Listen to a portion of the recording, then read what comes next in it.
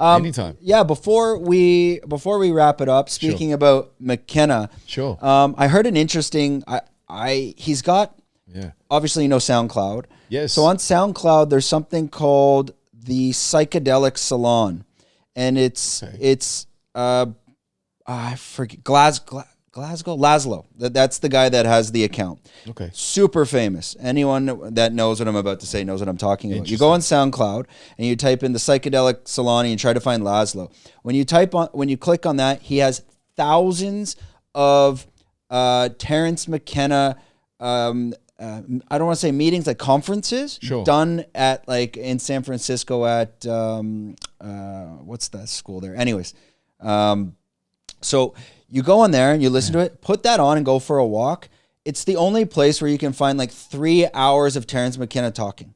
Very interesting. And when you listen to this guy talk, he is a word. Have you listened to him? Only bits and pieces. My God, an absolute wordsmith. Sure. So the reason I brought this up, he came up with an interesting point, and it's a bit out there. Yeah. He said he believes that like mushrooms, because he believes ayahuasca is like Mother Earth. It's the Gaia. It's the mother. But he believes that mushrooms, psilocybin, is alien technology. Yes. He believes that it's come from another planet millions of years ago. Sure. And aliens have planted it here to communicate with us. And that's why it's the only way that when we take it, that's how we're accessing like this other, I don't know, interdimensional beings or shit like that. Sure. He's like, because of the distance between the stars, that they thought that by using this is the technology to communicate with them. Anyways.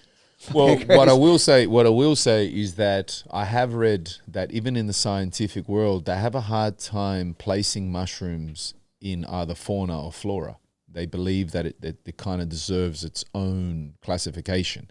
That itself already tells you that perhaps what this man is saying is real. And then you got people who talk about the stone ape theory, which involves mushrooms as well, and what it did apparently to the ape brains, which then led us to us maybe perhaps becoming humans. But I think we can probably do an entire series not on one podcast, series of podcasts on a lot of these so-called conspiracy theories. But I'm in tune, bro. I like that's one of the main reasons I got into to mushrooms was it was pretty much listening to Rogan and Paul Stamets in 2016 and understanding the product. Yes. And one day, I think it was as we wrap this up, it was like 3 years ago. Sure. I do electronics manufacturing, so I make LED displays.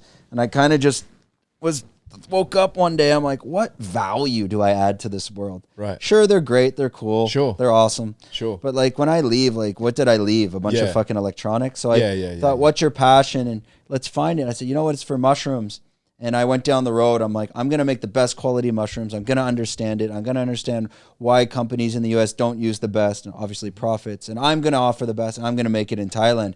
And it's great once you find those passions, because I'll wake up at like 5 a.m. and like jump out of bed because I'm like, I got so much shit to do. And it's well, man, I mean, kudos to you, bro. I think that's an important point. Most of us think success in terms of money, right? But what we don't realize, and as a generalization, is that money comes with success, right? And if you're doing whatever job it is that you made yourself do, then the money will come. So, it very much seems like you decided to go for something that you were passionate about and believed in, and you've turned it into a career. So congratulations, because not many people, percentage-wise, in the world can do that. But I think that's what we all should be trying to do.